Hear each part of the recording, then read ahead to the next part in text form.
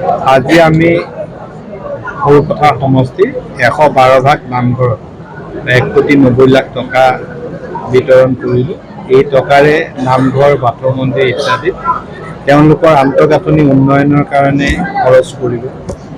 সৰুপথাৰ সমষ্টিত নামঘৰ, মন্দিৰ, বাথৌ মন্দিৰ, গ্ৰাম থান সকলোবিলাক যদি ধৰোঁ প্ৰায় 1000 ভাগ আছে আৰু ভগৱানৰ উপাসনাৰ এই থলীসমূহ সুন্দৰকৈ নিৰ্মাণ কৰাৰ আমাৰ পৰিকল্পনা আছে। ইয়াৰ পৰৱৰ্তী অৱস্থাটো আমি প্ৰায় বাকী সকলোখিনি নামঘৰক বা বাথৌ মন্দিৰক কেনেদৰে পুঁজি যোগান ধৰিব পাৰি তাৰ কাৰণে প্ৰচেষ্টা কৰিছোঁ।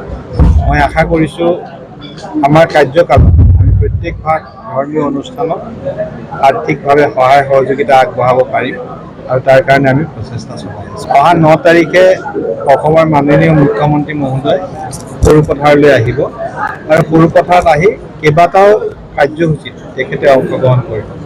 তেখেতে প্ৰথমতে চেৱাগুৰি ষ্টেডিয়াম উদ্বোধন কৰিব। তাৰ পাছত সৰুপথাৰ কুশল কোঁৱৰ ষ্টেডিয়ামত আমি যি নতুনকৈ ইনডোৰ ষ্টেডিয়াম নিৰ্মাণ কৰিলোঁ, সেই ইনডোৰ ষ্টেডিয়াম উদ্বোধন কৰিব, লগতে এটা ছুইমিং পুলৰো আধাৰশিলা স্থাপন কৰিব। কাষতে থকা বিজেপিৰ কাৰ্যালয়ৰ সভাগৃহ তেখেতে উদ্বোধন কৰি নৱনিৰ্মিত সমজিলা অসামৰিক চিকিৎসালয় উদ্বোধন কৰিবলৈ যাব।